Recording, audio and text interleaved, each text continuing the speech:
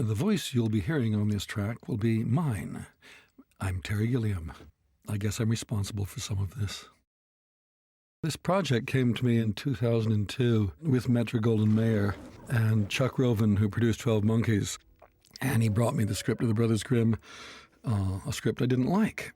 But I was out of work and thought I could go and revisit my childhood memories of fairy tales. And so I got to work on it. Subsequently, MGM pulled out, leaving Dimension to come in and save the baby. This opening scene was not originally the opening scene. The Red Riding Hood sequence used to begin the film. It was a great beginning, and I couldn't see any other way of doing it. But Steven Soderbergh suggested, why not do this first? Because we had this, originally this was a flashback that came later in the film, and we kept moving it around and trying to find the right place for it. And it used to reside where Red Riding Hood does reside at the moment. At the same time, Tony Grisoni kept feeling that we needed to say something about the two brothers early on, that this was a story about two brothers. And we'd put voiceovers at the beginning, which weren't working. And luckily, the clear mind of Soderbergh came into play, and he said, just put that at the beginning. And that's what we've done. And it's helped the film a lot. So we've established these two brothers, we've established the magic beans, we've established their relationship and their initial poverty. So when we see them again, well, time has passed and they're different. This opening shot of the town was shot in a castle some hours away from Prague in the Czech Republic. And we had the bridge there. Most of it was there, but all the top was painted. Again, it was this mixture of trying to find a real place with real rotting textures that we could then add to, so it wasn't just a fantastical image, that it was not properly grounded. This sign going up that sequence used to be a little bit longer. There used to be another sign going down, which was the German version of Willkommen to Carlsberg. And we used to see that sign coming down, and then the French version going up, telling us the French now run this show. I love the idea of French-occupied Germany, because always the Germans were busy occupying France and everywhere else. That's all in our more current memory, but there was a time when the world was different.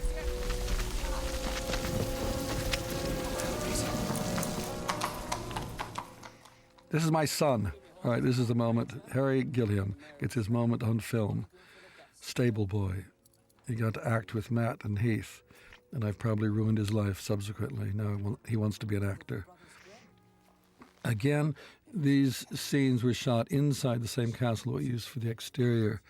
There's a sense there in these rooms that you would never build a set quite like this. Originally, the rain was supposed to be pouring down outside the windows, which would have made the lighting effect more interesting. But unfortunately, nobody had checked out the windows, and water was pouring in through them down this wall where the books are, so the rain had to stop. Matt and Heath are a great double act. Originally, before Matt got involved, Heath I'd chosen very early on, before I even met him. Nicola Pecorini, who shot part of the film, was working with him on a thing called The Sin Eater and kept talking about this amazing actor. And I met Heath, and I really liked him. There was a really special quality about him. At one point, I thought he was going to be possibly the elder brother, because he's always played more of a leading man part. And Matt, when I first met Matt came and said he wanted to play Will, the character he is playing. But I was convinced he probably wasn't the right one for that. He'd always played more introspective characters, the quiet ones. He had been the more sensitive one, which is Jake, the younger brother's character. But Matt kept arguing that he wanted to play that part. And I spent an evening with him convincing him that he wasn't the right actor for that part, that he really should be playing the other. And by the end of the evening, he said, well, whatever part I want him to play, he will play. Next morning, I talked to Heath. And Heath, surprise, surprise, came and said, I want to play the younger brother, Jacob. And I said, well, this is interesting. And so I grabbed Heath, and we went over to see Matt, who was shooting a Farrelly Brothers film where he was playing a Siamese twin, and said, Matt, meet your brother Jacob. he said, "What? You convinced me that I should be playing Jacob." I said, "Well, I changed my mind. You're Will." And here we are. It was great to see Matt take on a very different kind of character than he's known for.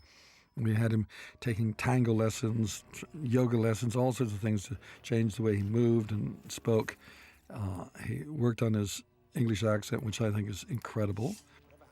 We had a guy named Jerry Grinnell working with us on voices, and he's quite special. The rest of the cast is Czech, because we made the whole movie in Prague. It's great Czech actors whose English is not always great, but they learned English, and they were great faces, and in many cases we had to revoice them, but not all.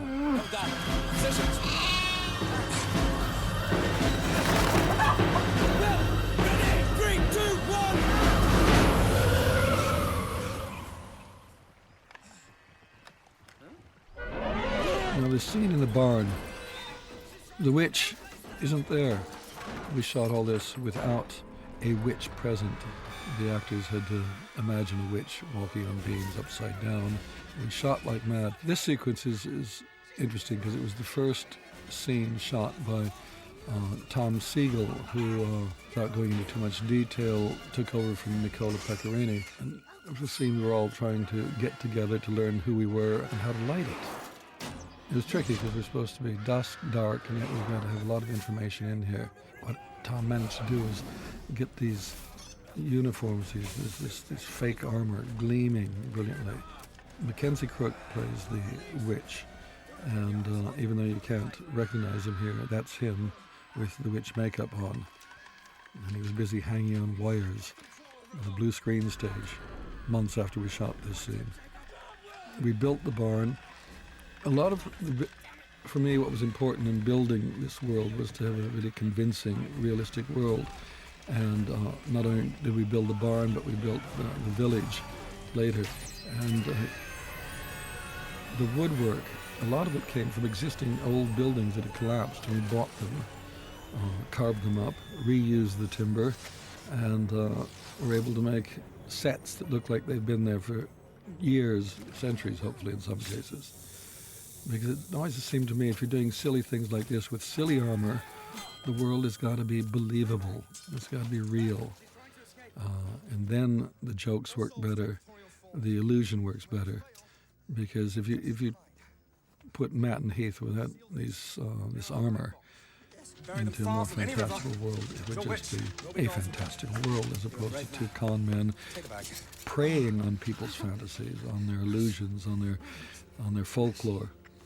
Well, we had a legally binding agreement. Oh, yes, of course. Thank you. She's dead. Yeah, very. Of course she is. A lot of chickens in this scene. That was the great joy of shooting here. It was daily chicken flights. Whenever I got in doubt, threw a chicken in the scene. Of course, the mill isn't outside there, and that's all blue screen out that door. Bit of a nightmare. The mill was on the back lot, which we shot separately, and then added to those scenes looking out the door. All the girls know your name. Do you want an apology? Chickens, more chickens. I love this moment of revelation that what we've seen is all a fraud.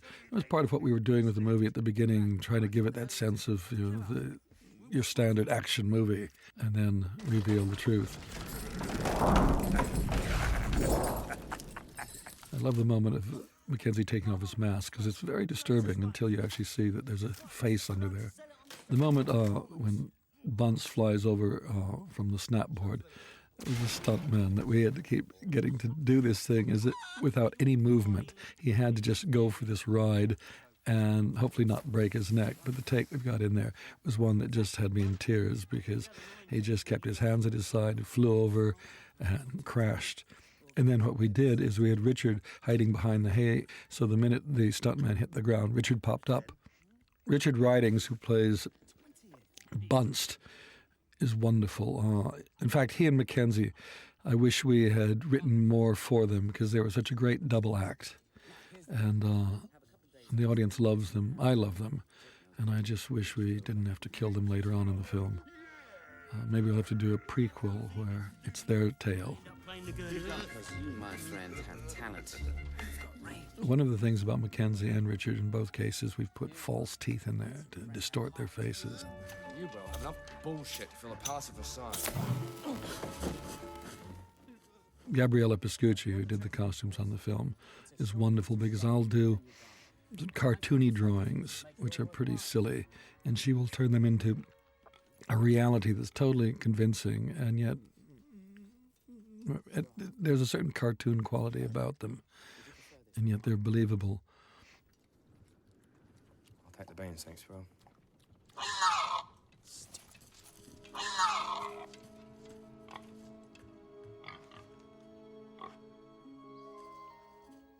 Now, our forest set we built on 2 stages in Prague.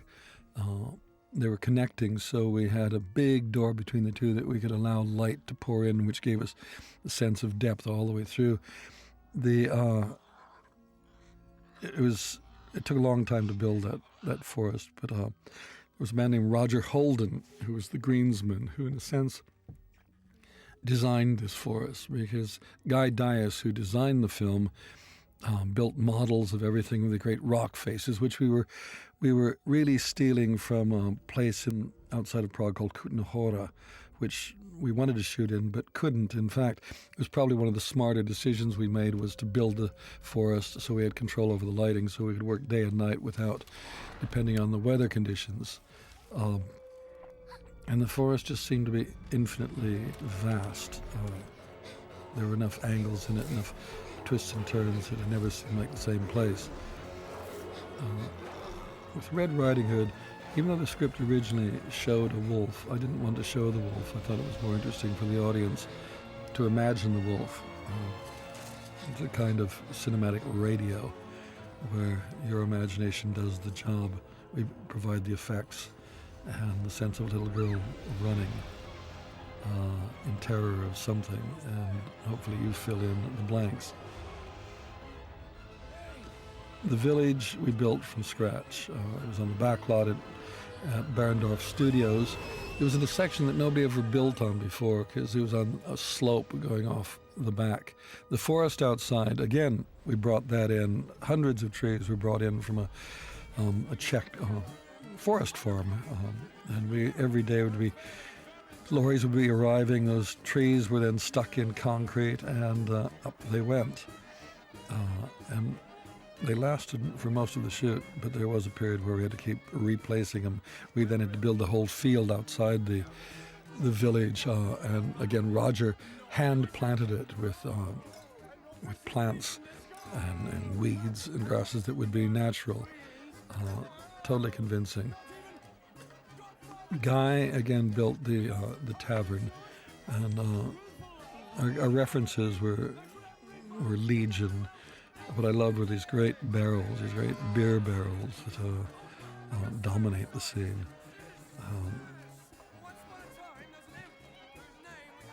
This is really the first time we got to see the 2 brothers, how different they are. Matt is such a smooth operator, and Heath is so desperate, drunk, trying to tell tales, can't keep his mouth shut, and almost blows the whole game.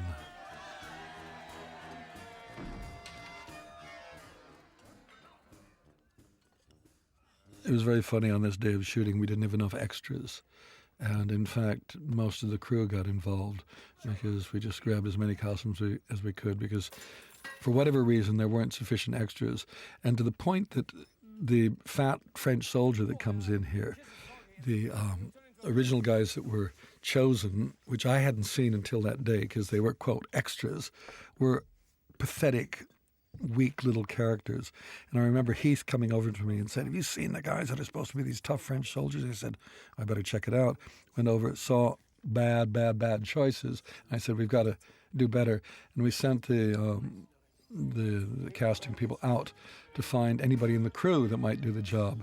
And Carl, who plays the fat soldier, is in fact the man who used to guard the doors of the stage to keep intruders out. And this was his moment. And he was brilliant. He was tough. He was dangerous. And He just enjoyed it. The two girls, the twins, had never been in a movie before. They just happened to be twins. And we had scouted Prague for all the twins we could find. And again, dragged off the streets, thrown in with Matt and Heath, and they do very nicely. There's images above the fireplace of these two heads with crossed knives. Build these things in because they're, a pre-echo of what's going to come later. You're talking about two brothers fighting over something as silly as girls are not girls, and there above the fireplace is what we're going to see in the last reel, for real. Cavaldi, Peter Stormare, brilliant. I've loved him in all the films he's done. He's a great actor. The part of Cavaldi being an Italian torture artist, or tortured artist, I thought, was a good one. And Peter is dangerous, totally dangerous, and yet he's a brilliant comedian. He's got a great face. And he was actually, I think, adapting his character to Nicola Pecorini, who was our DP. And the voice is Nicola's. Some of the mannerisms are Nicola's. And Peter kept ad-libbing his parts. They grew and they grew and grew. He's a great scene stealer. Now, the horses weren't hurt. For all you children who are listening, those horses were trained, and they had cloth coverings over their rumps so they wouldn't get burned. Mario Larashi, who was the horseman and also second unit director in certain scenes, stunt coordinator, is the most brilliant man with horses. He's a horse whisperer, and he gets horses to do things that nobody else on the planet can get them to do, and including being put on fire. Matt actually did his own stunt, but that's not him. That's a stunt man. He actually did a wonderful fall to camera, which unfortunately we haven't used. We were now in another castle, again, hours outside of Prague, called Křivoklat. And it's got the biggest hall outside of the medieval hall in the castle in Prague. Incredible space, which we had to light. It was impossible getting in and out of this room because there's only small doors, and we had to bring all of our gear in, including the big torture machine. Outside these windows were all these cherry pickers with great lights on, lighting it. And Jonathan, again, who I've worked with on Brazil and Munchausen, is one of those, also a great actor like Peter, who is both dangerous, a very serious actor, but also incredibly funny. His comic timing is perfect. And he and Peter, it was a sort of rivalry between the two of them because who could get the most laughs without breaking character. There's a scene that is in the deleted section that has the two of them at their best. And I think when you see it, you'll see Jonathan corpsing.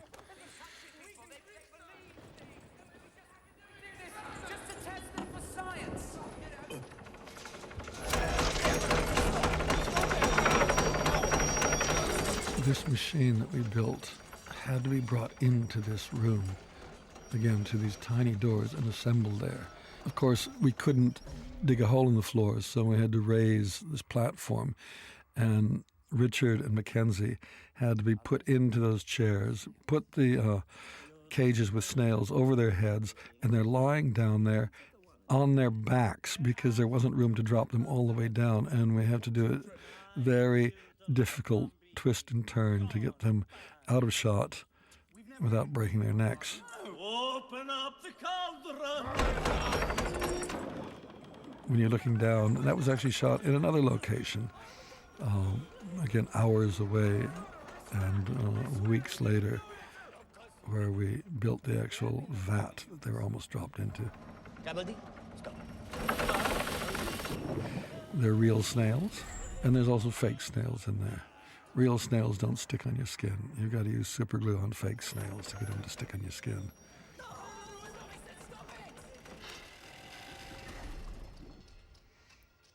When we tried to build up this relationship between Peter and Jonathan, where Cavaldi with Delatombe is totally obsequious, and yet when he's dealing with underlings, he's an absolute brute. He's a pathetic creature, is Cavaldi. tries to be murderous and, in fact, got a sweetheart.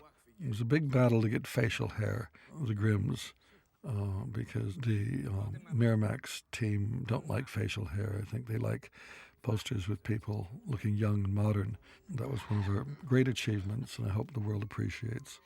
Now, again, we're back in the forest in this Hansel and Gretel scene. Again, these are Czech child actors who had to learn English. And what was always interesting, how Greta couldn't say witch. She had to say vitch. She could say would, and she could say other uses of the letter W, but when it came to witch, it always came out vitch.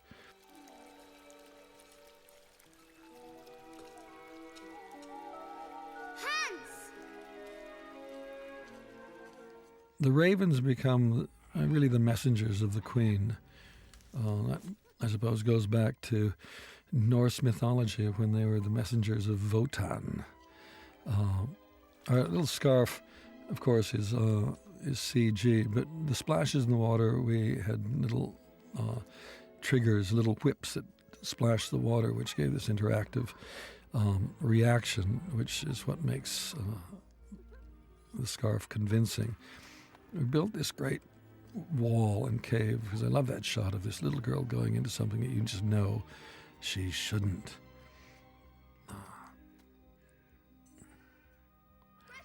Originally, this took place, there was a big set we'd built inside the cave that was much more elaborate. And we had run out of money, and I wasn't allowed to shoot on that set. They said, no, we can't. We don't have time or schedule left for it. And so luckily, just inside the cave that we saw the exterior of was this little piece that turned the corner. And it was the last day's shooting, and we shot in that little piece. The wall where the runes are behind Greta was a wall just about 8 feet across that we had brought into the stage for the very last shot. And the very last shot of her screaming is the last shot of the movie. And on that scream, I got the entire crew, who by then were barely awake. They'd been working so hard for such a long time, to all scream with her. I unfortunately took that scream off, but during the cutting of the film, it was always a joy to remember just how painful the shoot had been by listening to that scream every time Greta howled.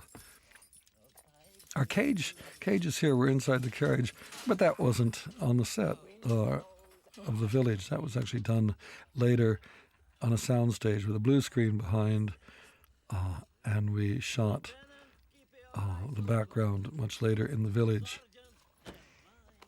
Again, with the village, one wanted mud.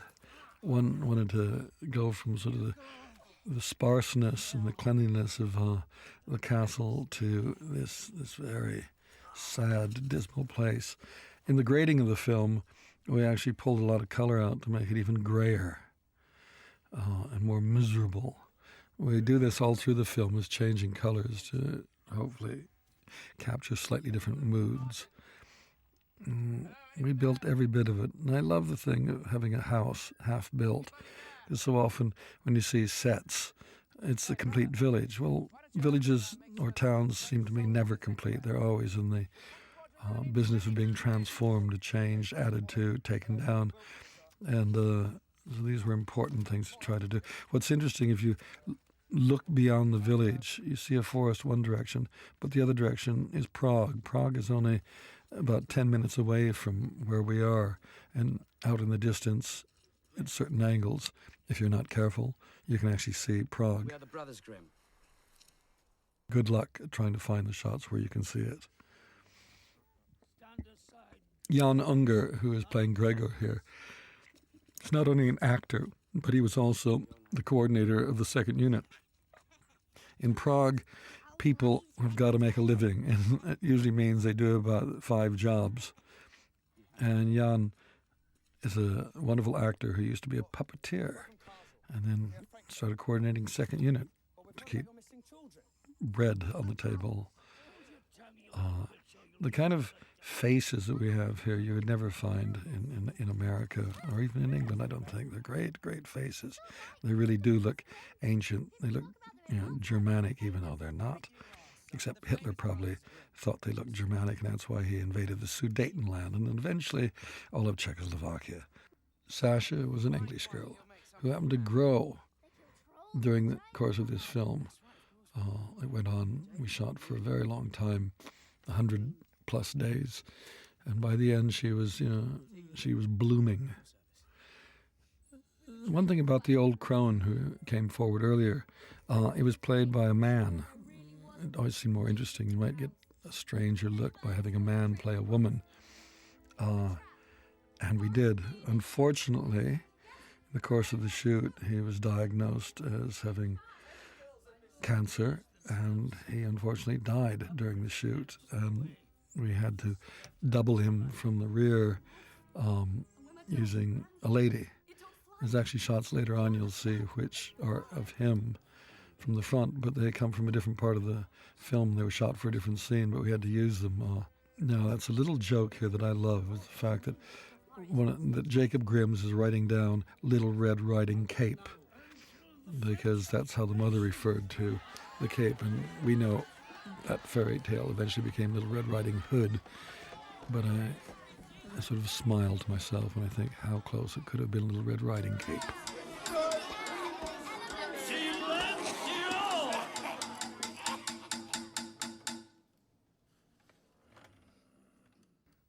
We actually built this interior inside the church we built, the exterior, so that we could have this interaction with the outside and the inside. So when you look out a window, you can see the village. Now, we need a guide, someone who knows the forest. One of the things with Matt for English, an English audience, is that his hair was a version of Jamie Oliver's hair. Poor Matt, he had to shave his head for this part because he has to wear this wig. It was always wonderful. Each day he'd come to work and you'd see this skinhead, and within an hour out would come the very handsome, charming Will Grimm with his golden locks. Lena Headey is a really fine actress who began in Jungle Book. I think she was about 16 years old when she did the Jungle Book. And I'd seen her, she played contemporary people, or if she played period people, they tend to be middle class. And the idea of getting her to play a German peasant was interesting. She had to learn to ride and to shoot arrows and just be genuinely butch. And here she has to learn to gut a rabbit, something a vegetarian like Lena found difficult. In the end, she wouldn't gut a real rabbit, so we had to make ourselves a plastic rabbit with a lot of fake guts inside. She actually saved one of the bunnies that I had acquired for teaching her how to gut rabbits. She saved it from my deadly grasp and kept it as her pet during the making of the film. I think I care about the village.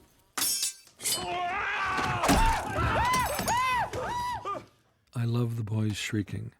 This is, again, when you're making films like this, everybody's so dead butch. All the heroes are all supposed to be such manly types that there's not an ounce of sensitivity in them. And it just made me howl when we let them shriek like that. They shriek like girls. There was certain pressure from certain quarters not to allow that in the film, but we persevered, and it's there. And it just makes them more real. It makes them funnier. The audience loves it. I am Mercurio Cavaldi, the great Cavaldi's department, the master of the torturing arts. I always loved Peter. He has to get close to his victims, but I don't know if he loves her or not, or if this is his way of trying to impress.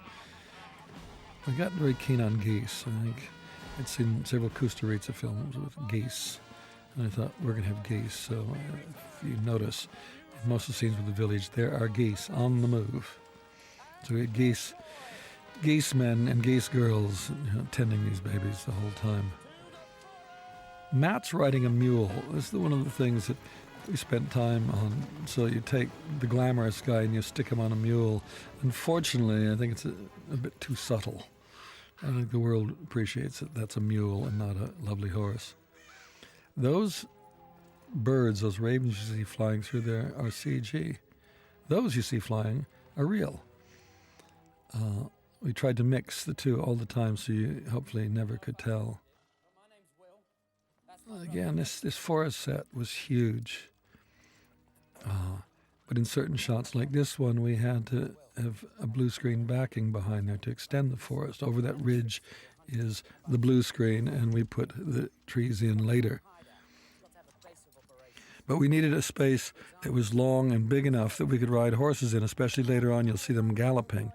And we could actually start the horses on outside of one of the stages and set them in a full gallop. They would race through, get to the bigger stage, and then there was a curve at the end that they could turn around and out the door, so we could actually get a lot of riding shots in this space. No weapons. Weapons? We keep her the weapons we work with. There's always this element of, on one hand, trying to be serious, and on the other hand, be very silly. And to me, Matt in particular was great because he's trying so hard to be the guy, and yet the character is a con man. And the idea of building this weird bit of machinery to hopefully fool the peasants was good fun to do, but it's utterly foolish. And Matt, I remember this day when we were doing it, reminded me of Bill Clinton. And he developed this funny little Clinton-esque mouth movement at the end, you'll see, that Clinton always did. That one was a Bill Clinton. Again, the trained ravens, tricky. We had a guy named Otto Berish who trained them, and some of them were raised from eggs, and the training went on for months. And ravens, we all began to love in the course of it. They're incredibly smart, lots of personality, and we spent a lot of time with them. But Otto could get them to do almost anything we needed. As you notice, the leaves are always falling. I thought autumn was the time to be making this.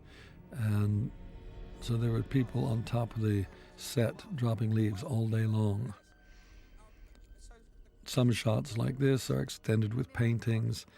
The tower, again, had a real base, full size, and a model top that we would combine. Now the ravens on these branches were always tied down. This is just one of those pathetic little things you have to do with special effects, is you've got to then remove the strings. Nobody gets much credit for that, but it's a big job.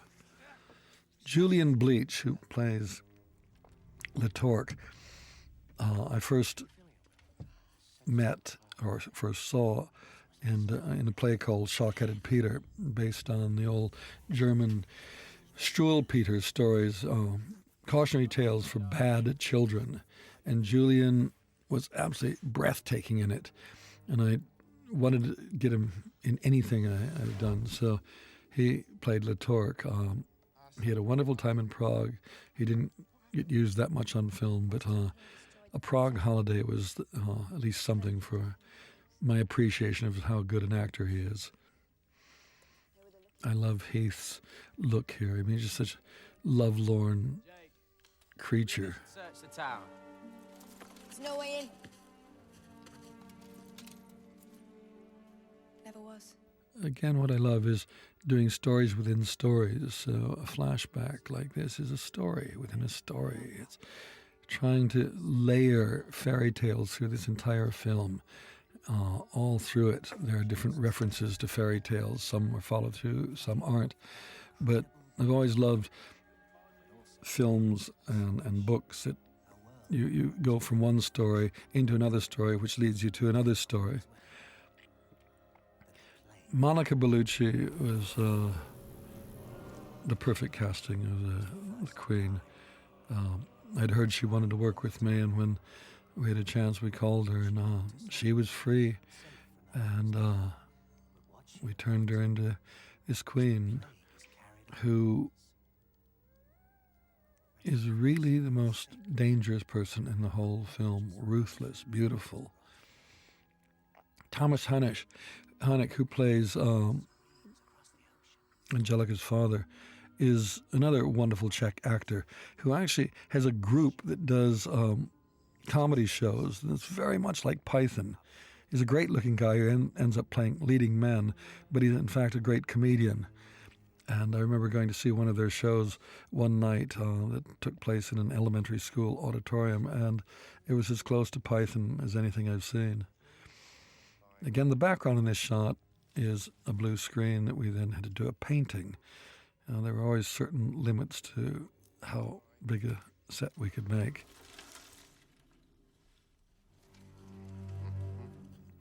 It was kind of tricky doing this scene in this clearing, because on one hand it's supposed to be spooky, but I didn't want it to have dark, sinister lighting. I wanted it to be beautiful. And that's almost a contradiction in terms, because we couldn't rely on shadows to spook you. Dario Marianelli's music has worked out really well. It was funny, originally he did a waltz sequence over that clearing, which was a brilliant idea, but in the end we went for just straight movie music. Always I like playing with music, and I'm never sure where to go sometimes, because there's always a straight road that we know. We've seen movies, we know what's expected of music, and sometimes it's nice to go counter to that. And so we do a lot of playing around. Most of it's rejected, but you learn things along the way. And then, of course, poo-poo shots. We always love them. The birds, again, we had some real birds on those branches, and the rest were CG. The bugs, of course, are everywhere, and they are all CG.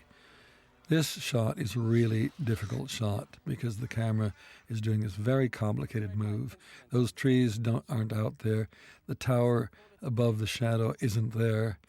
This was a very complicated move to create. We came from that direction. That's not the way. No, we walked right past those birch trees. That's the way. Again, I use very wide-angle lenses, and it's one reason these sets look pretty big. They're not nearly as big as they appear on film. The problem with wide-angle lenses is you see everything, and so hiding lights is a nightmare. Now this toad is a real toad. It's an African toad. And again, Otto, who provided the ravens, provided this toad, and I licked him first. I felt if I'm going to ask an actor or an actress to lick a toad, I've got to do it. There's very few things that I will ask an actor to do that I won't do first. And the toad was brilliant. I mean, behaved much better than we could have hoped. Spoke to Lena beautifully. And this fall, I love it because it's so clumsy. It was meant to be that way. It's just, here's a guy who's so full of himself, who's so sleek, but when he falls, it's just ugly and embarrassing. And a man who's trying so hard to maintain any dignity doesn't quite pull it off. Jacob, did you actually fall for this spooky dance number, you mooncalf? Mooncalf?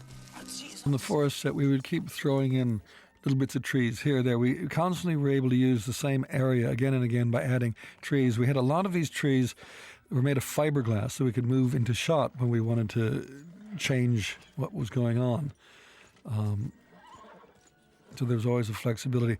This horse was named Tango, and he was this brilliant, brilliant animal that had been trained to do a lot of tricks. And he was Mario Laraschi's favorite horse. He'd trained him for years. And the night after he did that scene, about 5 a.m, he developed some complications in his stomach and was dead by dawn. It was one of those real tragedies. And we carry on. That's the terrible thing about films. You just keep moving forward. You can't stop. Now, Angelica's house is a bit separate from the village. It's always, she was an outsider. We wanted to keep that like that. Her father, obviously, was somebody different. He had ambitions for his daughters. He saved his money, sent her off to university. And I'm sure a lot of the villagers hated him for that and certainly suspected her for that. Girls are supposed to be in the kitchen, on their knees, scrubbing up. But our gal can not only draw, but she can read. I don't know if she can write, though. We never discovered that. There was power in that place, wasn't there? In the tower. Heath is constantly inventive. It was wonderful because we have this scene about her father being devoured by wolves, and he just spotted this little wolf toy on the set and incorporated it into the scene. And he realizes at this point when father, he's playing with a wolf. And it's little things I love. I love actors like that who just are constantly inventing. You write a sequence, you write characters, and then they come along and elaborate and keep the character alive and fresh. And while I'm just trying to get the shots done and move through the work during the day, they say, well, what about this? What about that? And either I can say, piss off, or, God, that's a good idea, I hate you, and we incorporate it. How exactly do you intend to save us?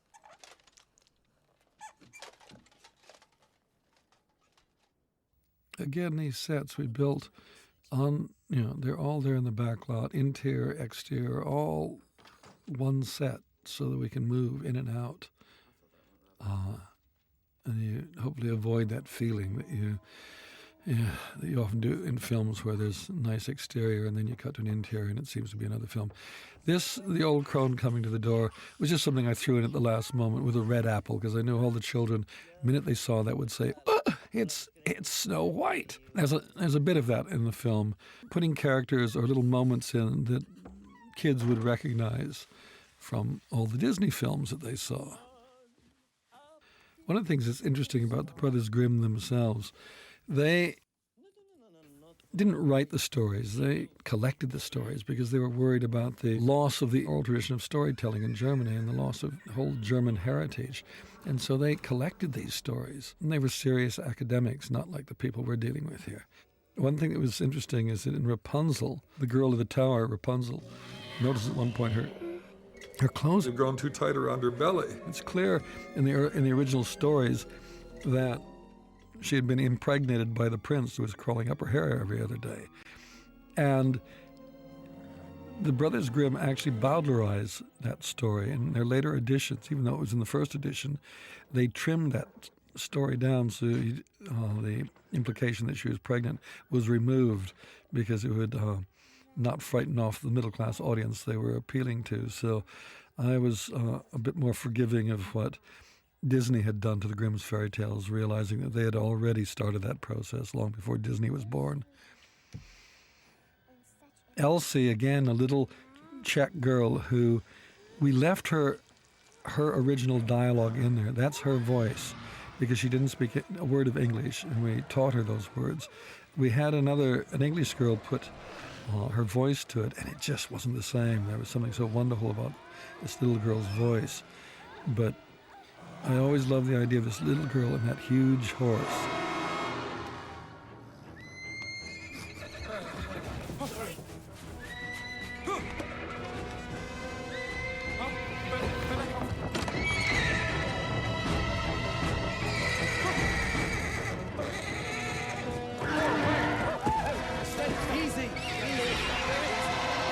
And what happens with little girls and horses? Little girls and horses always seem to be attracted.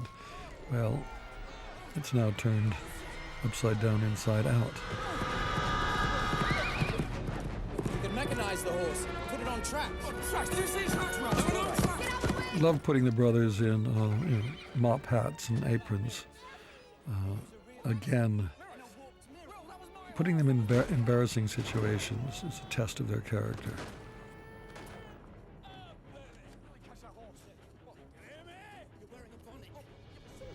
Again, this is, through our forest and on the stage, we were able to do these high-speed chases. We sometimes keep going to the same place, but hopefully you don't recognize that. It was amazing how by just shifting a tree or two, putting a branch here or there, it looked like a different place. Or we changed the light. We pumped a lot of smoke in the top there to try to disguise the top of the stage, which I think we succeeded at doing. Those, of course, all these vines and the trees are CG effects, computer generated. But again, they're mixed in with real trees, so that it isn't one or the other. The trick is to match the lighting and the texture, and if you get that right, the whole thing becomes very, very believable. When we come to the wolf, that's the harder one because he's on his own. There's no other wolves, no real dogs to mix in with. In some of these shots with the brothers, we actually had to computer generate shadows on them as the trees are moving around. Poor Julian Bleach, in that scene riding with his lantern, he managed to break his thumb. He had never ridden before, and to ride with a lantern and with a horse that's going slightly wild is a dangerous thing. A lot of people get hurt making movies. This stuntman wasn't, he was on wires. But we dragged him off of the wire and put the branch in later with computer generated. The wolf, you'll see when you saw he landed there, it wasn't a graceful land. He goes clunk before he goes off. He was always trying to... This scene we got into real... I was running out of ideas and I didn't know what our moving trees were going to be like. So that scene with the boys running through, I just grabbed as many fiberglass trees as we could. We put some fake roots on them. We had guys on chains at the top wiggling them up so that there was a sense that there was still movement while the camera rushed through. The horse, when he's wrenched off the ground, was really pulled off the ground on cables, and that fall is real. The horse was on a harness. It was a double harness, front and back.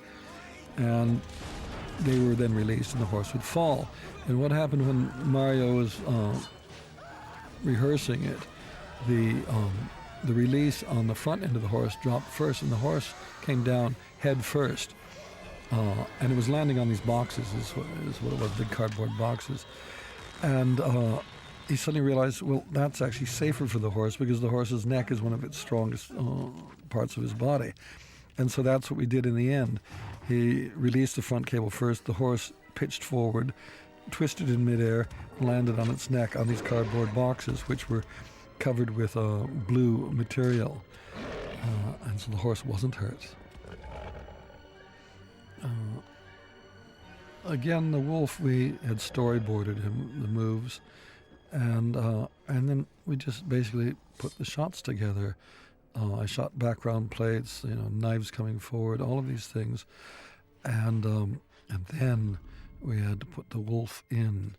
Eye lines were difficult because I actually just had a plastic wolf head that I was waving around in front of Lena, and we then covered that with the CG wolf.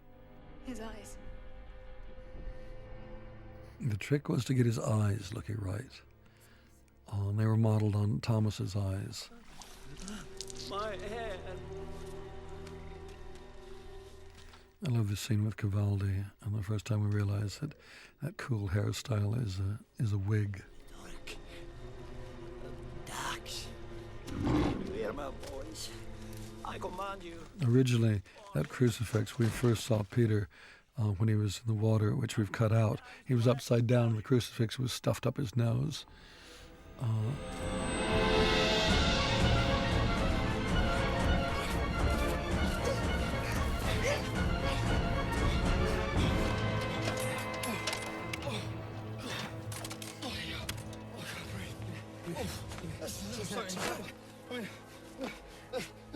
Gabriella's costumes were, what I really loved was she had this book on early 19th century German costumes.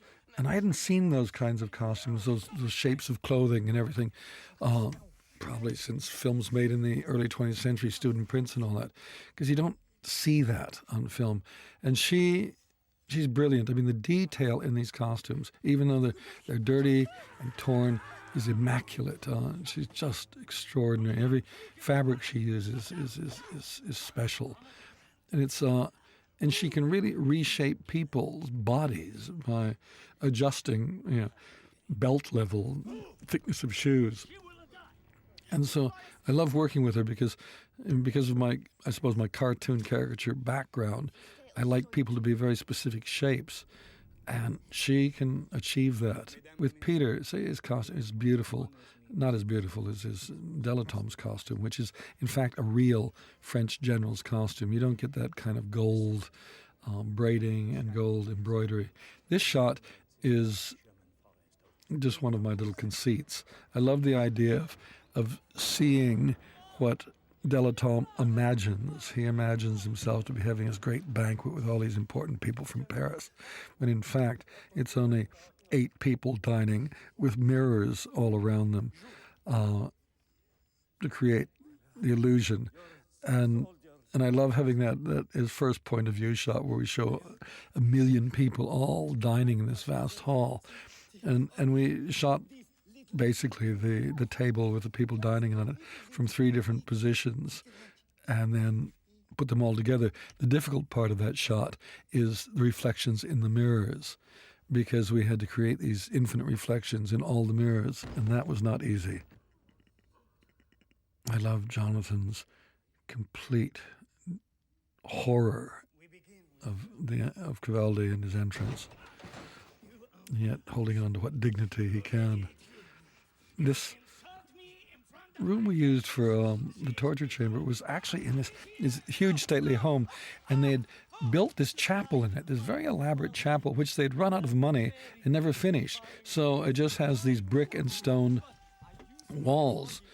And we converted it into this torture chamber with this really silly machine that was based on a wine press that I had seen in Diderot's Encyclopedia of Work.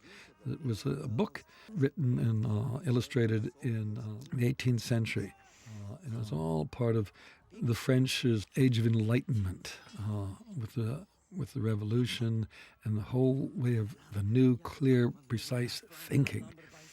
And I saw this illustration of a wine press, and it reminded me of a couple guillotines. And so that's what we did. We actually took 2 guillotine shapes, adapted them, and made this machine that Cavaldi's invented for torturing people. It's incredibly elaborate. It's probably incredibly inefficient at doing the job, but it's typical of Cavaldi, this twisted mind that overinflates the most simple things. And of course, you need music if you're going to torture. And again, it's just trying to present something refined in the middle of something as crude as a big blending machine, a Magimix, that's just going to grind up a little gal and produce dog food. Now, in the original script, pigeons flew through the air and got caught up in the blades. I thought it was much more interesting if we had a little pussycat get involved. And this little pussycat was brilliant. It did everything one would hope to. It performed beautifully up until the end. And then, of course, we had to use a little stuffed pussycat to throw into the blades. Un point. Bon appétit, mes chiens.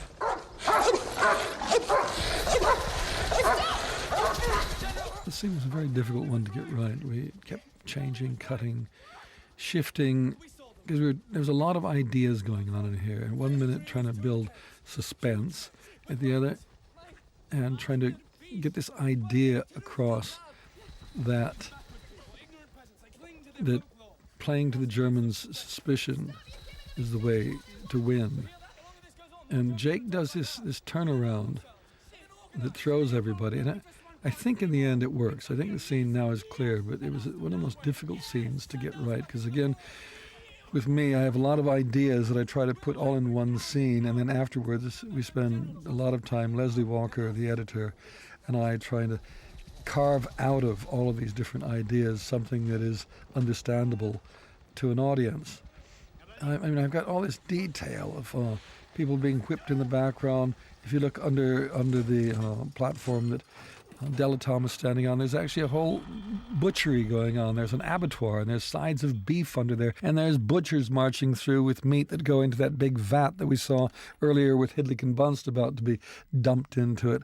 There's, I always get carried away, and because you've got a long preparation time, I keep inventing more and more things that all the departments then go to provide. And then on the day, you realize this is silly. I mean, we wasted a lot of time with me. There's two people hanging up in the background of the torture machine, up on the wall, strung up halfway up the wall. And to put people in these harnesses and drag them up took an incredibly long time, which wasted a lot of time. I think the most difficult thing was for Matt hanging sideways, because even though we had tested all of this in advance, when he actually had to start shooting and doing lines, hanging on his side, he couldn't breathe. His ribs were crushing his lungs, and he was only able to hang up there for about a minute and a half. We had to get him down. So easy though it looks, it was incredibly difficult to pull off. There's a great shot earlier on when the carriage is coming through as the horses come towards us. If you look closely in the background, you'll see the carriage slipping and sliding, because on that mud and on that slope that we were on, we almost lost the carriage. The driver was coming in fast, turning the corner, and it almost went down the hill.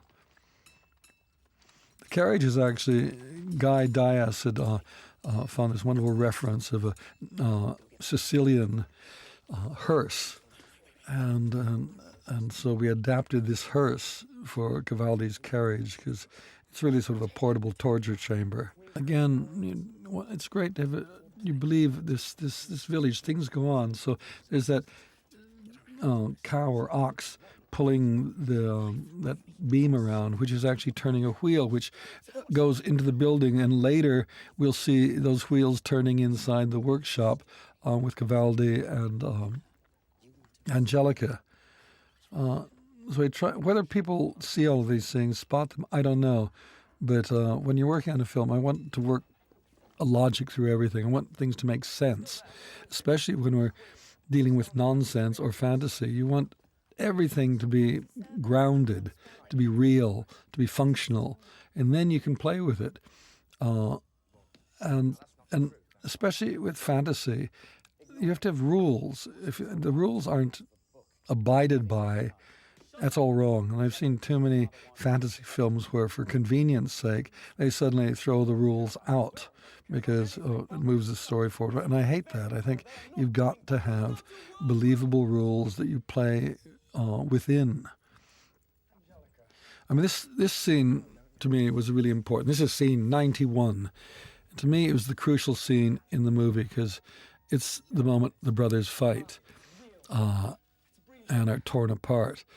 And again, this was something that Tony and I developed in the course of working on the film, because they had to come to the point of exploding, because it's the only way you can really demonstrate how much love there is between the brothers, by pushing it. And all through our reworking the script, we were trying to stretch their relationship as far as possible.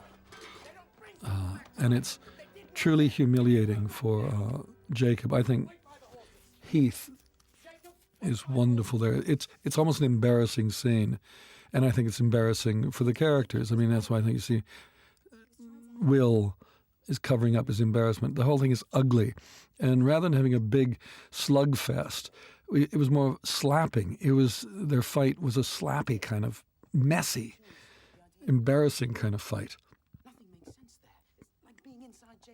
We actually shot this scene several times.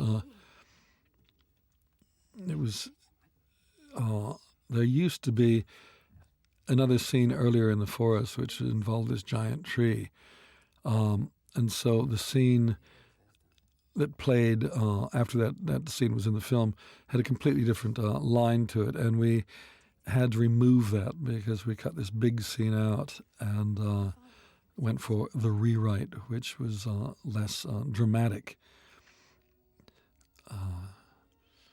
And we put the two scenes, the two different versions of the scene together, and I think we've pulled it off.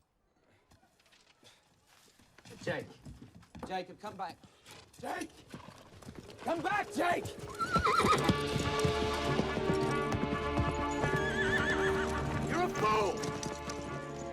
do you see? I made that armor. It's not magic, it's just shiny. That I made that armor, it's not magic, it's just shiny. That's Matt's line.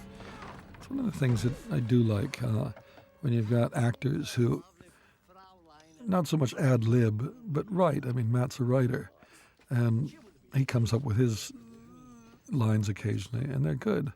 To me, the whole process is collaborative, and I suppose I'm the final filter in what goes in and what doesn't go in, but it's a combination of a lot of people's work, a lot of people's ideas, and I get to be the one that picks and chooses.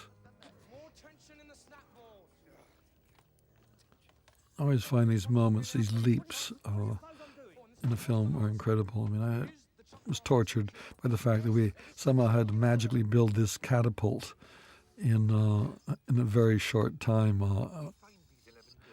as far as the movie's going on, and yet everyone seems to accept the fact that somehow these guys have managed to chop down a lot of trees and put this all together in the time it takes Matt to ride from the village. This shot with those vines creeping down was probably the last shot we did in the post-production. I was bored with this tilting down shot through these trees. It just didn't seem to be very interesting, and I added some vines at the very last moment. To keep this, the trick was to keep this forest alive, to keep an uncertainty about what you're going to see and what wasn't going to happen. There was, and you'll see in the deleted scenes, there was this gigantic sequence with this big tree, which we cut out at the very last moment, and it was one of the most expensive, if not the most expensive, scene in the film. And it was spectacular, but what was wrong is you got to see that the forest was really capable of trees moving, walking, eating, doing all sorts of things. And it wasn't as interesting if you just implied things about the forest and never got to see all the possibilities. It allowed the audience's imagination to keep working. What was that? Something moved. I saw something move. Did you see something move? Don't ask. Please don't ask me to look.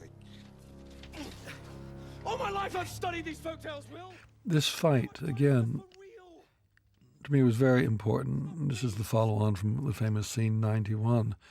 And I love Matt on the ground. Matt's acting is incredible because it's very contained, a lot of it. And it's in his eyes, him lying on the floor, and the acceptance of his brother's needs is very, very subtle, and it's beautifully done. What do you want me to do? I find Matt in close-up does some extraordinary things. Heath is much more instinctive an actor. Heath just is ebullient. And what I loved about him in this film is that, so often he plays the leads, and he's always looking like, the leading man. And here he gets to have all of his nervous twitches and tics, and he's just totally lovable because he's so vulnerable and open and wanting to believe in magic. And a hook to catch hold of the window. Yeah, I was very, very delighted to see how the relationship between Matt and Heath developed. They really did come off as convincing brothers. I mean, again, Matt, unlike Heath, is slower and thinks things through. He intellectualizes things. You have to argue with him a lot more about what the character is or isn't doing. And that balance worked beautifully between the two of them. It's nice when you get two actors who actually hit it off, and then they bounce off each other, and both characters grow because of that. Now our sequence here, interesting. I shot none of this, I'm proud to say.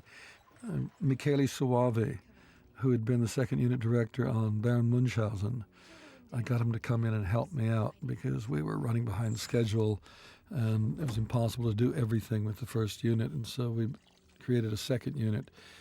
Michele, who didn't just do second unit on Munchausen, but is a film director in his own right, has done a lot of films.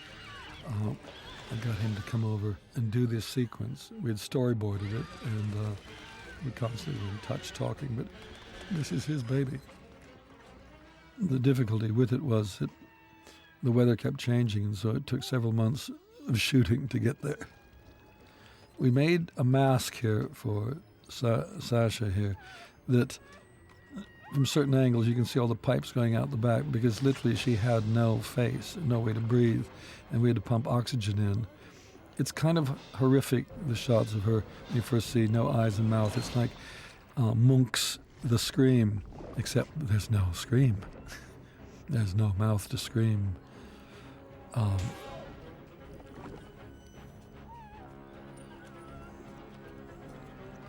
All of these shots were shot with just Sasha on her own. There was no mud mimic behind her. There was nothing. He was put in later. His splashes, the mud on the ground is put in later. This sequence was just because it was shot over such a long period of time. The light was changing. I'm going to give you some really spoiling things. Watch the background next time you watch the film. Watch the extras come and go. They're there, they're not there, because certain days we didn't have them. Oh, they're gone. You're not supposed to do this on these, but this is why I love DVDs. I can completely destroy the illusion of my film. I do believe I've soiled myself. How good. I thought it was me. Oh, it tastes good. Sasha! Sasha, come catch me on the gingerbread man.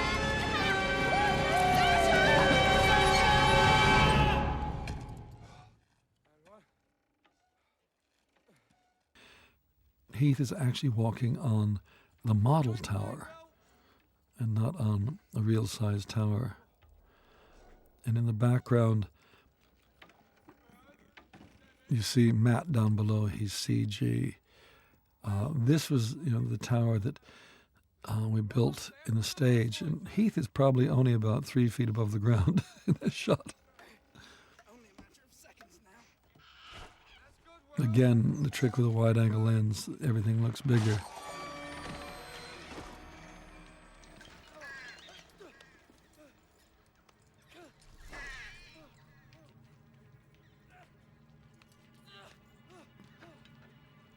The difficulty sometimes in these is trying to match what's going on the ground with what's going on up in the sky.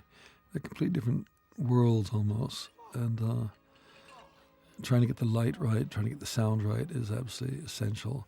My wife was complaining that I didn't leave enough gap in the sound from above to below, so when Jake shouts, it should have a longer gap before Matt hears it. Again, we've talked about this shot. Heath is only about 3 feet above the ground. Everything you see below is a model, and what you're seeing above the tower is CG. And when you see far enough away, that's a photograph background. We were at the very top of the stage to look down to see Matt below. That was the furthest we could get with the widest angle lens we could get to get as far away as possible.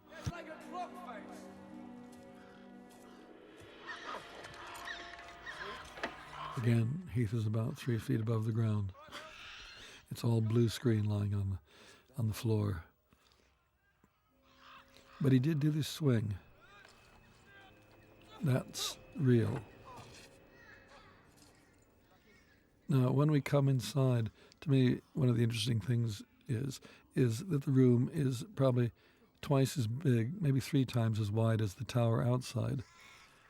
And what I love when I watch the film with an audience, nobody seems to pay any attention. They accept it. Our ravens were all through this scene. These are all real ravens, all tied down, all behaving properly in most cases. But what's nice about them is they do surprising things. The one good thing about them is they don't actually, when they're thrown at a leading actor, they don't actually, stick into the actor with their beaks. They actually fly past. They can manage to avoid them no matter how close we try to throw them.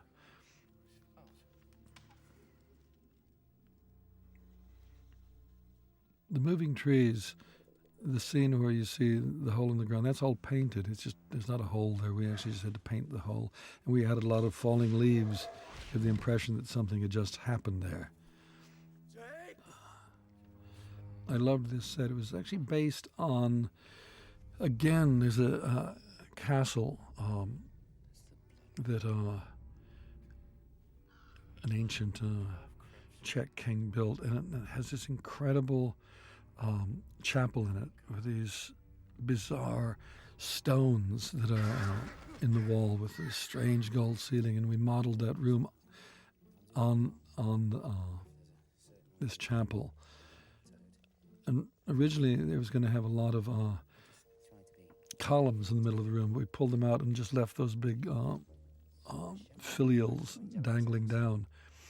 The toad, did behave rather nicely in Matt's hands, but not quite as nicely as I'd hoped. So, and actually his movement is reversed.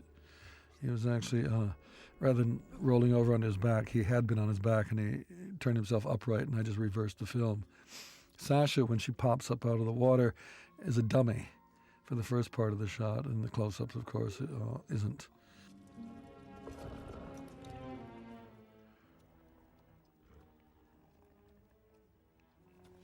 Trying to turn the wolf into a woodsman was good fun. Luckily, the difficulty with the woodsman is that Thomas Hanek was playing the woodsman. He's a very slim guy, so we had to bulk him out with lots of padding inside and all this incredibly heavy costume. So when he has to go into the water like this, get wet, and lift Sasha, who's soaked through and through, and try to carry her up with any sort of sense of power. He managed 3 takes, and he was a broken man after that.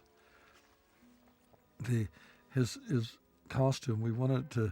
I had drawn a little sketch, and Gabriella put the cape together out of all sorts of different pieces of fur, and there's sort of claws in there, and paws, and hooves of wild boars. It's a strange mixture of materials.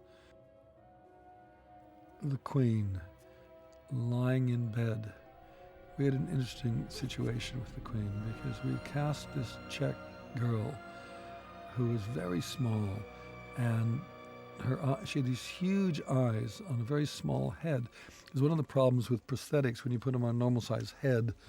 The head looks too big for the body. So we actually found somebody with a very small head with eyes very large, which were very far apart. They sort of matched the exact distance apart of Monica's eyes. And we had this whole prosthetic head made for her, and prosthetic hands, and months that were spent doing this, and it cost a lot of money. And we had her for a couple days' work, and she quit. She said, "I'm not doing this." The makeup took hours, 4 hours, and she refused to do it. And she walked off the film. And we had to bribe her back on. We got her back for sort of 1 day, and then she walked off and just disappeared forever. And we were stuck. And what happened, Carl, who made the prosthetics, actually his wife was there on holiday, and she'd never been in a film before, and the prosthetics fitted her reasonably well, and she put them on, and she ended up playing the Queen in probably the majority of the shots. We do mix the two, though, so it's interesting if you look closely and to see if you can spot the difference.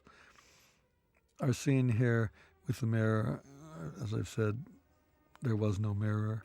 What we did was build 2 rooms. We had the main room, which was 360 degrees, and then we had the golden room, the reflection of the room, which was about half of a room. It was sort of limited to what you could see through the mirror.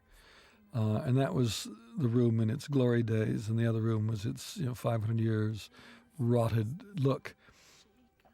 And we would have Heath on one side with Monica, and we'd be using the shoulders of the double as we looked through to them. The axe doesn't exist. It was a CG axe. Or sometimes we actually had the axe, we would have it in the woodsman's hand and he would throw it, and all he'd do is drop it on the ground and we would replace it with a CG axe.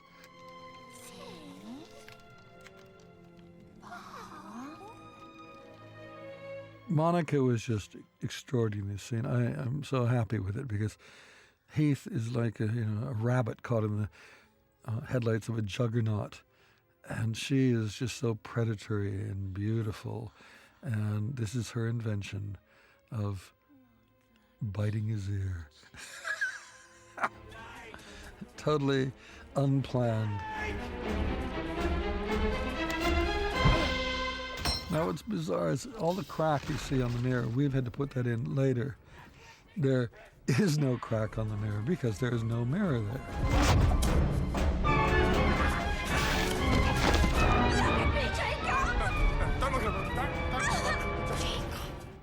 One of the things that I wish I'd gotten better shots of is the Queen's hair lying all over the floor. It's huge and long, and it trails throughout the room. And I don't think I established it as much as I would have liked to before the Rapunzel leap. We had a terrible time with that hair because trying to find something as long as that was possible. And we first tried real hair, which you sometimes see like over Heath's head at the moment, that was only in about a yard long lengths is all we could get. So in the end we found a plastic hair that we could get in incredibly long lengths. It seemed to work. However, once we did one take with it falling down into the leaves, it took an hour of the entire crew gathering around this long, long braid of hair, trying to comb and pick out all the leaves that were in it. Again, this sequence with the roots, I had run out of time, and it was supposed to be trees and branches grabbing for them, and I didn't know how we were going to get it in the time we had. So we had this one corridor on the set. So I said, let's just use that. And somehow later we'll put in roots. And I just had Heath and Matt go through this little area pretending to react to roots attacking them. And it was then in post that we got to work and built all of that in animation. But there's always that problem of running out of time. Even though there were plans to do this thing properly, you run out of time and money, and so quick, shoot something, get enough on film that we've got a basis to work from, and then solve the problem later. It's one of the advantages of computers. It's something we can do now that we couldn't have done years ago. The bad side of it, it does allow people to be lazy and avoid solving the problem at the right time. Now, these scenes with the old crone here actually were from the very first scene in the village when she was behaving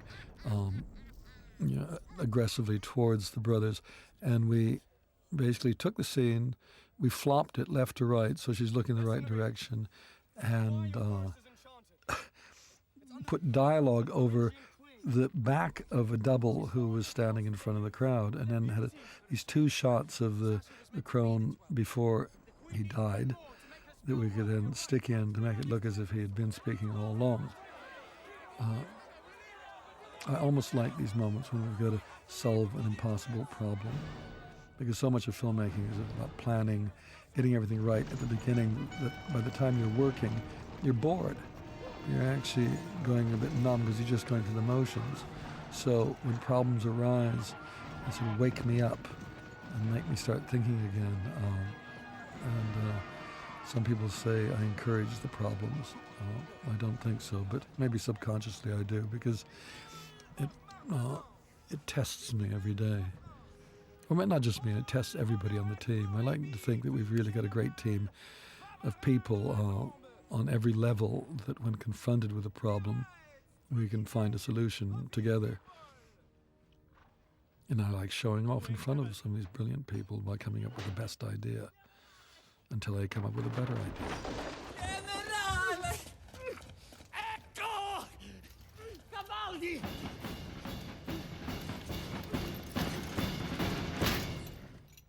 See, this is where I love Peter. He's shameless. He is so wonderfully over the top.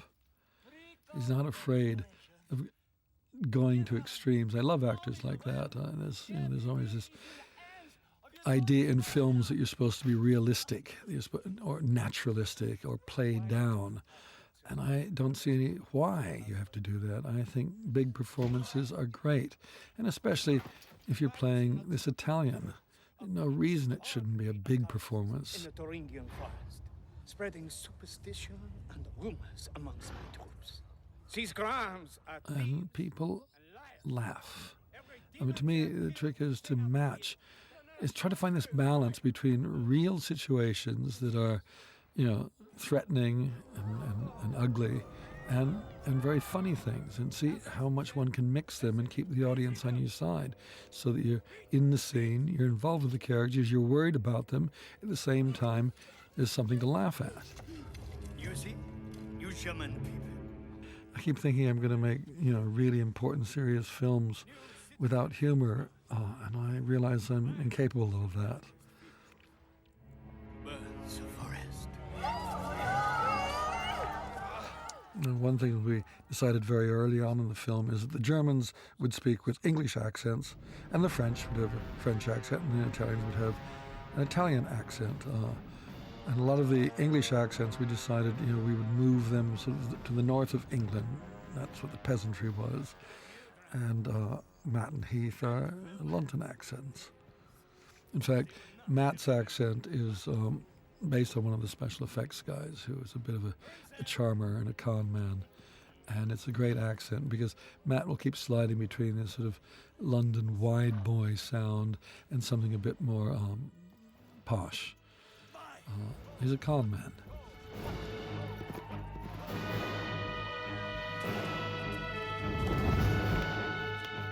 Now we had to build 2 trees. We had to have the tree with the forest in the wide shots in this beginning shot, and then we had to have the same tree, or a version of it, built later with that was all designed for flames.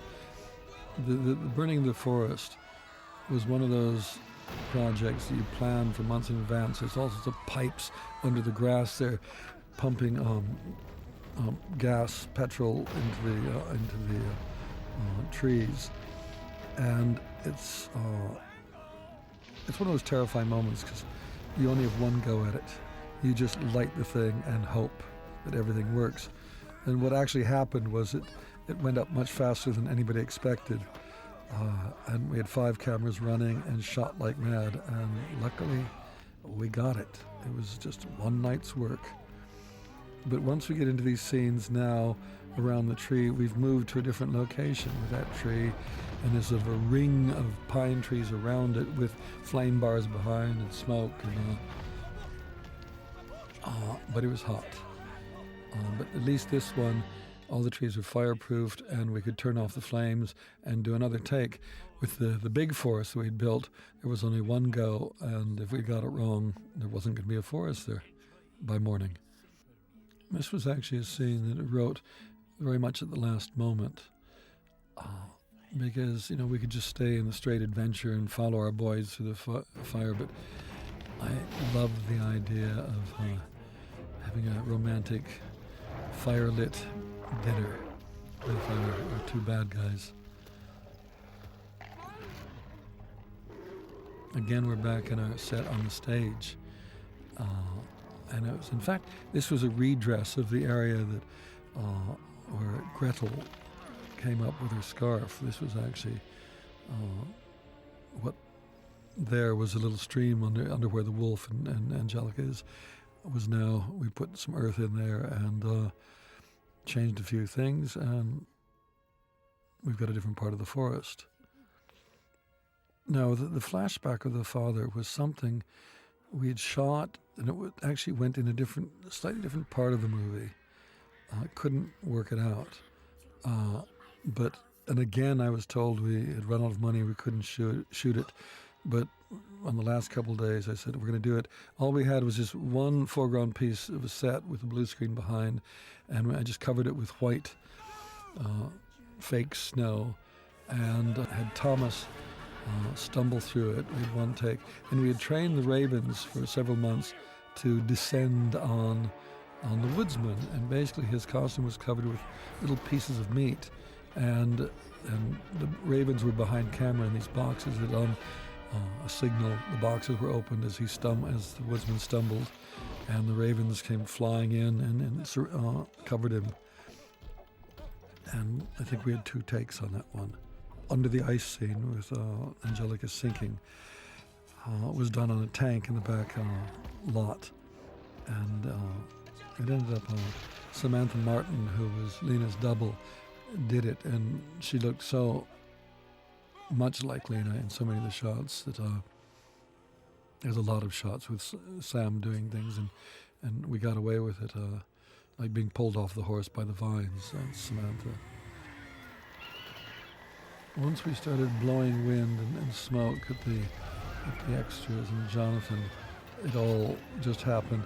What I loved is the fact on the one take we've used here is Jonathan has got this plate stuck to his crotch, and that just happened. And of course, that was the take I left in.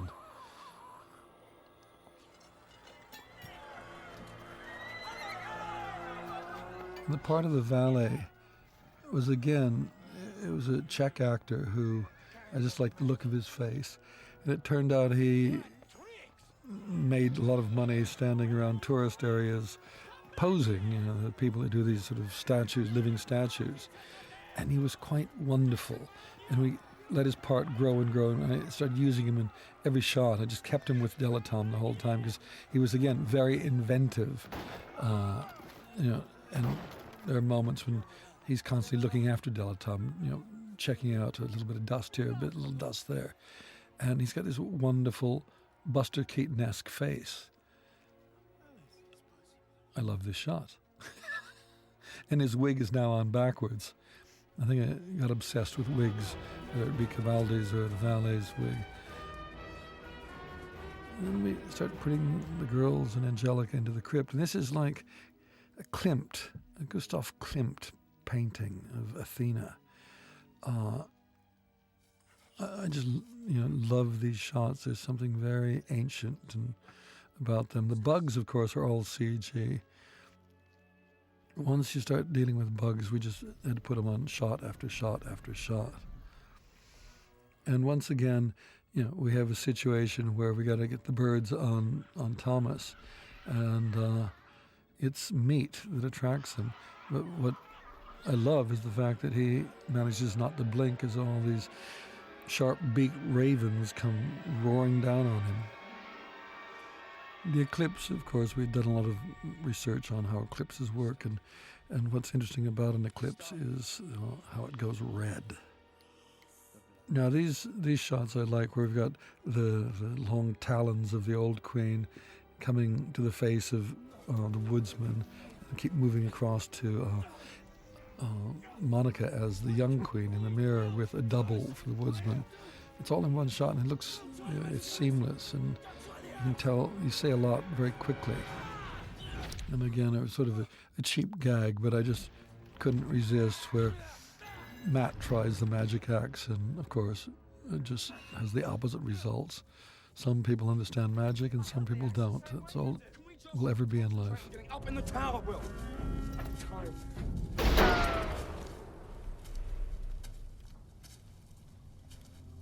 We found the missing girls. Right, they're in the crypts. They're in the crypts. You see, there's 12. This moonlight set is beautiful, I think. No, that's who you want. Up there. I said execute Sam.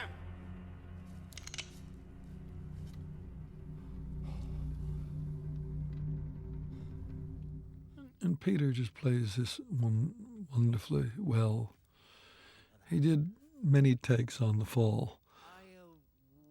But this is the one that was good because he knocks the lantern over with his head. I mean, I was actually terrified when I saw that take happening, because I thought he was going to hit his head on the lantern, which would have put a dent in him. In fact, there was a small dent in the back.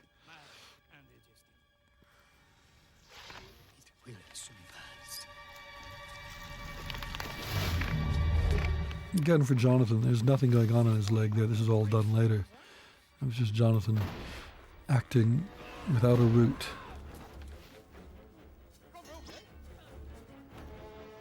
Originally, in the very early script, there was a huge battle here with a whole army of French soldiers. And again, very early on, I said, well, we don't have the money for it. And I didn't even want to do that. I'm just tired of battles. I'm tired of them. And every film has got our heroes fighting 1,000 people. So bored with it. So I just did it very simply with Delatombe and his valet. And I wanted to move through this quickly because I wanted to get to the death of Delatombe. And if we could also take care of the valet at the same time, that would be nice. And I finally found a way of making the axe pay off.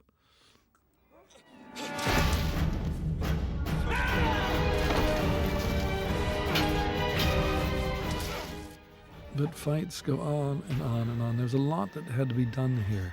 We had to get, all of the attempt to get back up there with the hair. We had to establish a lot of things very quickly. So I kind of cut the battle down to something much more containable. And the whole line of bango became, one of our running jokes that made Delatombe much more enjoyable than just being a bad guy. I love this shot of where's your brother, and then Heath in the foreground with the snapboards while the big battle is going on in the background. The guys were actually up quite high here. This is about 20 feet off the ground. So they're wearing wires through that whole fight, which we then have to remove.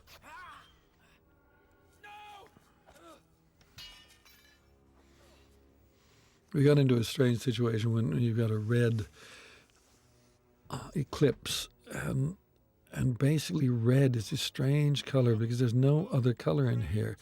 And it's like, I suppose it's like what happens in a dark room. Everything seems to be slightly out of focus. There's only, in the end, only a few shots done that way because we realize it's a bit painful on the eye. And then we started reintroducing other colors.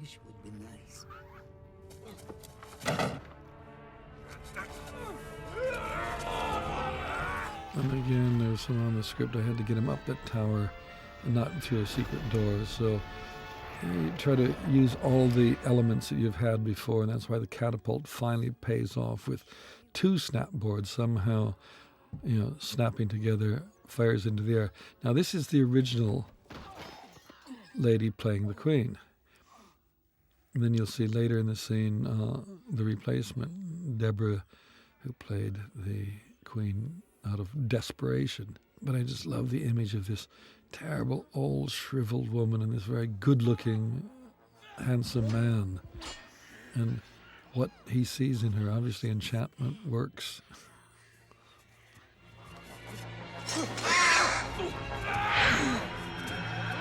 And Heath, we put him on this wire rig and send him off.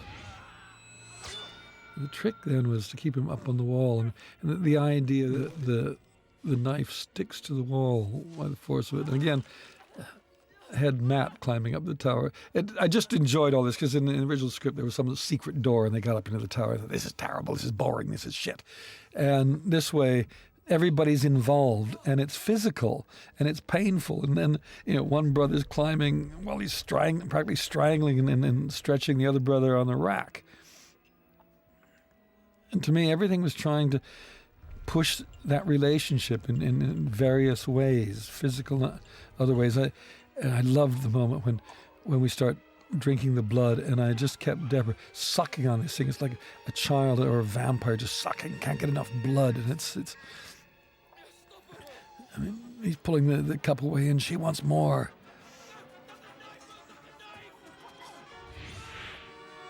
Again, Matt on wires. Wires are hard work. They take a lot of time, and we didn't have time. So by the time we get at this point in the film, they're actually just standing on a platform, and we're moving the camera around them. And it looks just as effective as not. Then we have to throw in a shot where they're on blue screen later on wires, and we have top shots in the on the set.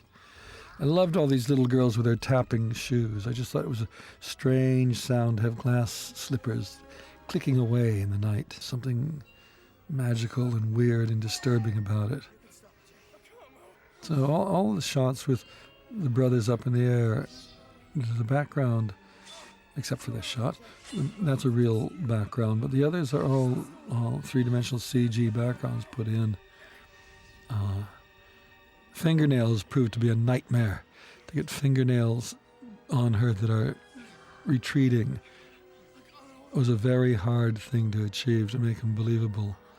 And at the same time, for Monica's face to get younger and younger, we had her in old makeup and young makeup, and we did mixes through those two things. We also had just a lot of painting on her face. And this is the moment I had to do. I had to have one brother sacrifice himself. And it was like, for Will, the pragmatic, the guy who just was cynical, for him to actually reach the point of allowing himself to die to save the day seemed to me a totally heroic act. This shot, when we were shooting it, just I thought was terrifying, the way Monica just comes floating up behind this horrible scene of the brothers. And Monica surprised me with this strange little baby doll voice she did. Such sacrifice. At first I thought, this is crazy. This is so bizarre. He's dying, Jacob. But she was right. She was absolutely spot on right. It's so disturbing because it's such a sweet little voice. That's one of my favorite shots right here, how we come from what you think is Matt on the floor to Matt in the mirror. It was a bit tricky, but we got there. And I have to tell you, on the costume, it was the one moment I really cheated when we had Monica in doing her costumes, and a good proper medieval costume would be buttoned right up to the neck. And then I said, I don't know, I think we've got other things here we can be selling. And Monica and Gabriella agreed, and so we took full advantage of everything Monica can bring to the screen. Monica's great. She's so funny and smart, dangerous, beautiful, sexy, and cruel, utter cruel. There's a moment here, there's probably one of my favorite in the films, when she pulls the medallion out and he doesn't let go, and this I Look Now is just utter hatred for a guy clinging to this spike in his heart for a nanosecond longer than he should.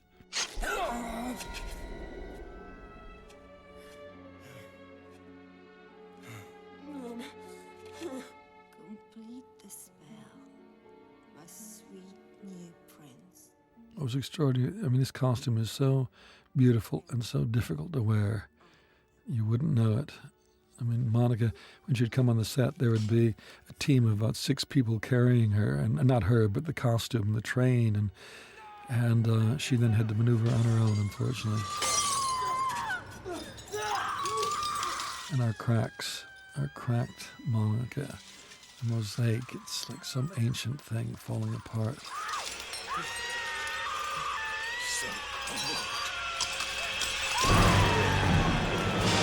The music, Dario's music for this scene, I think is spectacular. That moment, it's like opera.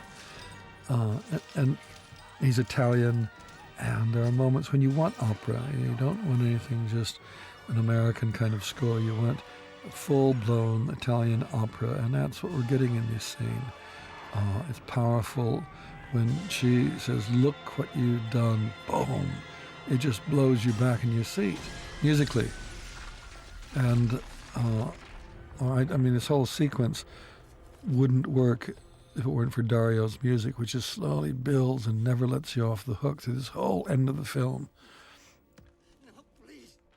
And we shot this without any falling rocks in the background, and we put them in afterwards because it just felt the scene needed this sense of the continuing crumbling tower. And Matt was holding in his hand just a little piece of blue screen material. And afterwards, we put the Queen's eye on it and had to track it in, so it's glaring at him.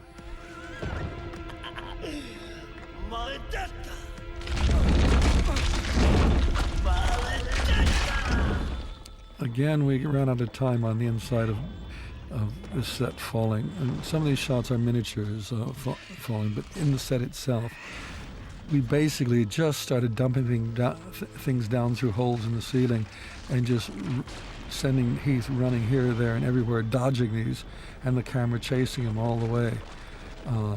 Again, one could spend ages choreographing it, or you can just do what I do, is just grab the camera, start throwing things, and shoot. The tower exploding, of course, is a miniature. That's when you need miniatures. CG cannot do that kind of work. There's too many things that are happening between real objects. But then we come to the tower, and that, we go from a model shot of the destroyed tower to the set.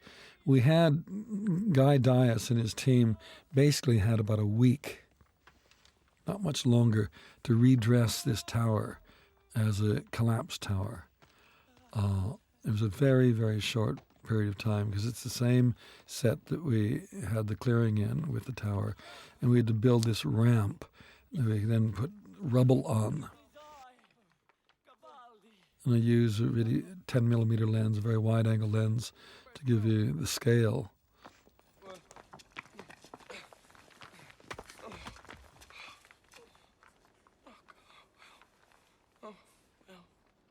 All through these sequences, not through the sequences, Leslie Walker, who is the editor of the film, Leslie, I love working with Leslie because she has a great feeling for characters.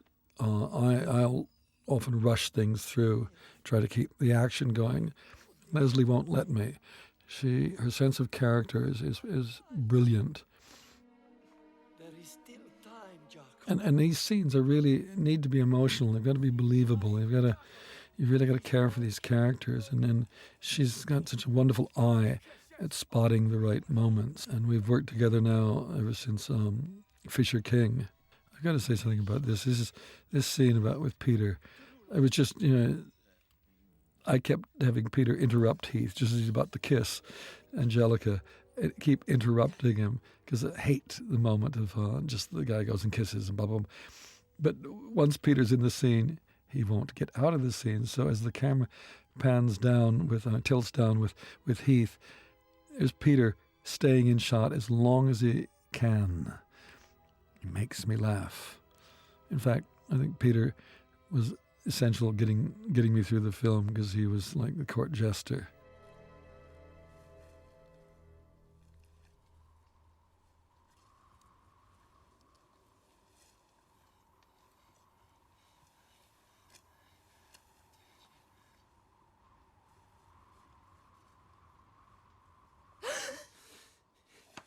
It's always interesting when you're making a film to try to maintain a freshness to it, which is almost impossible since we work on it day after day after day. You see it 100 times. And it's partly why I work with some of the people I do, in particular someone like Leslie Walker, because towards the end, I've seen the film so many times, I just want to keep moving things along, and I say, we don't need that. We can get away without that. And she won't let me do it. She will stop me compromising, and that's one of the most important things. It's the kind of people you have around you at the end of a film when you're finishing it, because there's always pressure on from the producers and the studios to cut this, trim that, speed that up. That's all they really think about. And that's why, for me, I try to surround myself with a few people that are absolutely honest and aren't trying to impress me or please their masters in any way. They're people who really believe strongly in what we're doing and will fight. They'll fight me. They'll fight anybody that comes towards damaging the film in any way. And it's absolutely essential.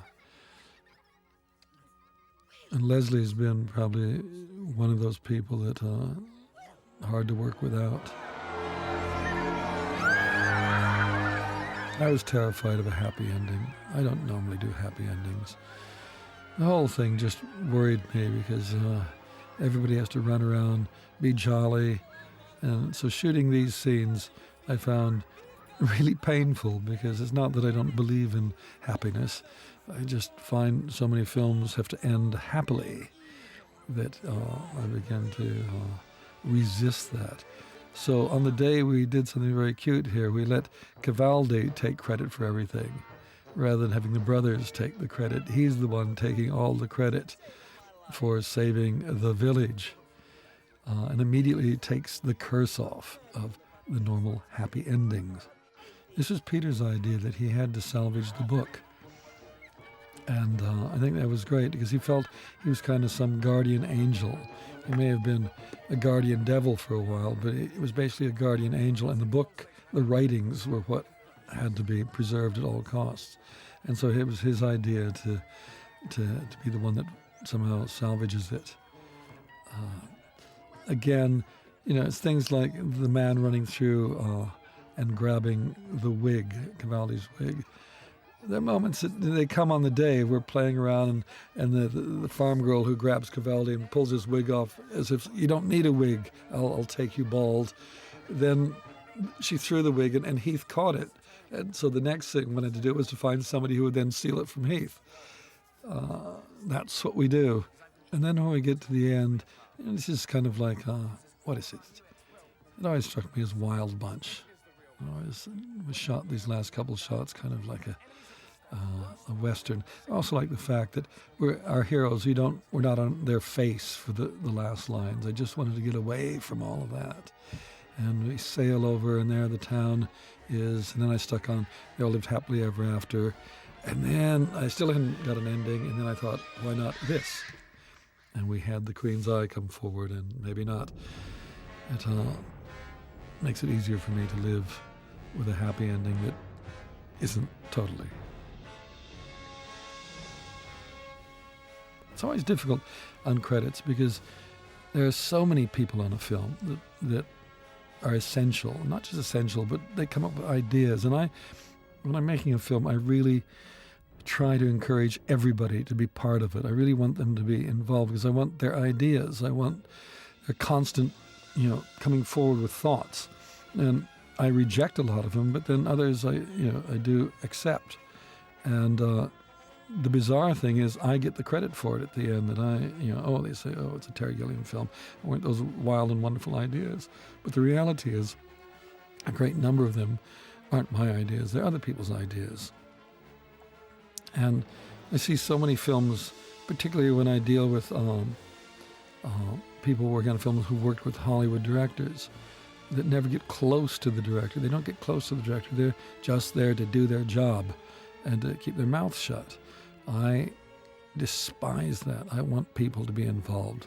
And I've found time and time again, I've been rescued by somebody, the prop man or somebody coming forward with a thought, an idea, because when I'm working, I get totally focused on what I've been thinking about for a long time. I sometimes, work myself into a corner and I can't find a way out. And so it's great when, somebody just comes forward and saying, why are you doing that? Have you thought about this? And I usually slap them around, fire them, and then realize they were right, and then hire them back and take them out to dinner. But it's really the way to work. I mean, one of our problems on the credits, you see all these names are there, and for an audience, I suppose it's boring because they don't know who these people are. They just want to know, they want to, give the credit to 2 or 3 people. But all the people you're seeing here are essential to the film. And at the very end of the credits, we put up "and everybody else," because even with a 5 or 6 minute credit sequence, there's still other people that haven't been included. So there's a wall of names at the end that includes everybody who was on this film. And I think it's only fair. Maybe, at this point, the audience is walking out. They don't have to sit through this. But if you've spent months and months and months of your life working long hours in terrible conditions for in many cases, bad pay and terrible food, it's nice. You can point and say, oh, there I am. And that maybe your family can see, there he or she is, and your children know that you're in the film business. So that's why the audience has to put up with this. It's the least they can do. if we've given them a good time.